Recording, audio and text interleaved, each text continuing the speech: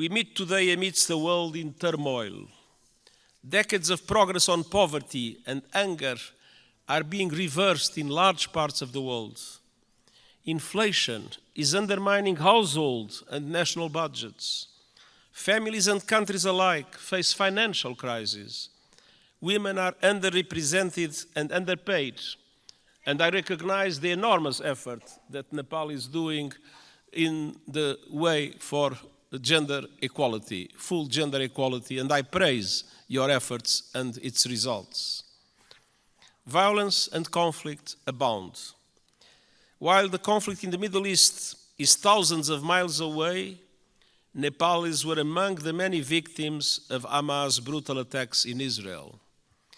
I send my sincere condolences to the families of the 10 Nepalese students who were killed and express my best wishes for the safe return of Mr. Bipin Joshi, who is missing.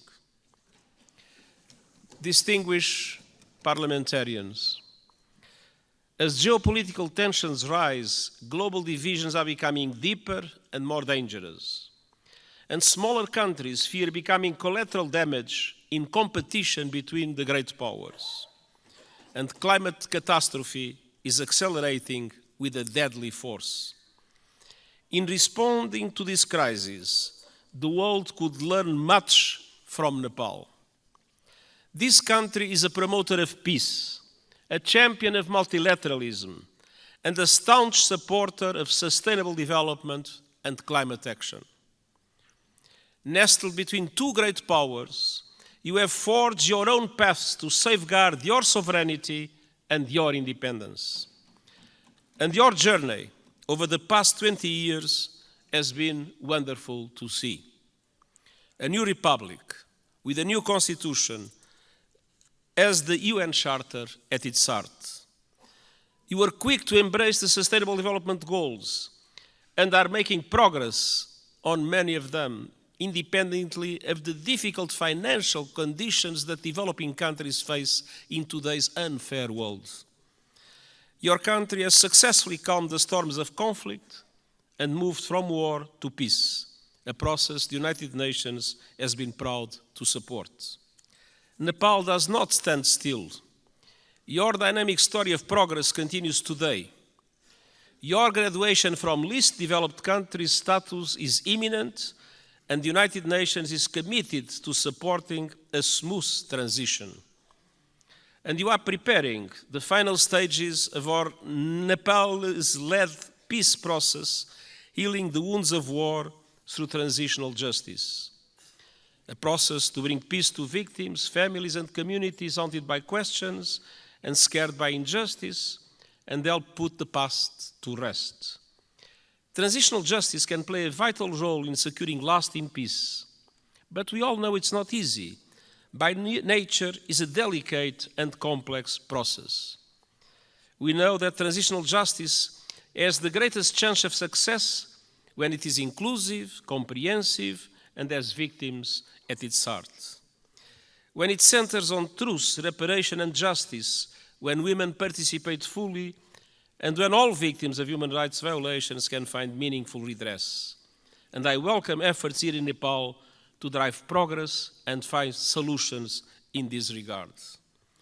And I want to tell you are not alone.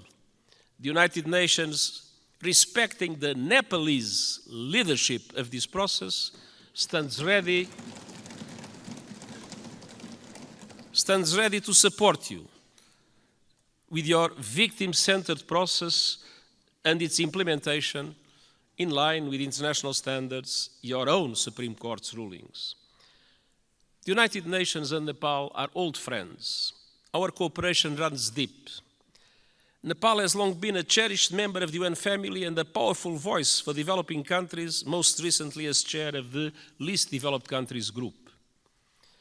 And this relatively small country compared with the big powers has made an outsized contribution to international peace. Of all the countries on earth, Nepal is the second largest contributor of troops to United Nations missions, military and police. I'm sincerely grateful to the Nepali people for their dedication, their courage, and their service in peacekeeping. And I would like to take a moment and ask for one moment of silence to honor those Nepalese who have lost their lives serving under the blue flag. Memory will never be forgotten, and the United Nations is proud of the exceptional contribution of Nepalese soldiers and police officers in our peacekeeping missions. Dear parliamentarian colleagues, on climate action, Nepal is a frontrunner. You are on target to reach net zero emissions by 2045. Thanks to extraordinary reforestation efforts, trees now cover almost half of the country. And you are one of the pioneers of the Early Warning Systems for All initiative, which aims to protect every person on Earth by 2027. Yet, global crises are hitting Nepal hard, as they are developing countries around the world. What is happening in this country as a result of climate change is an appalling injustice and a searing indictment of the fossil fuel age. I am deeply concerned by those communities in Nepal facing the brutal impacts of the climate crisis. The United Nations stands with them. The world must do the same. That was one of the reasons why I took profit of my visit to the Everest base camp to issue a video for the whole world showing the drama of receding glaciers and the impacts that will have in the future. Nepal and other developing countries need far greater international support to aid development, accelerate climate action, and weather the current global storms. I have proposed a Sustainable Development Goals stimulus that would release at least $500 billion a year in affordable long-term finance for sustainable development and climate action in developing countries like Nepal. Member States welcomed the proposal at the General Assembly last month and committed to advance it.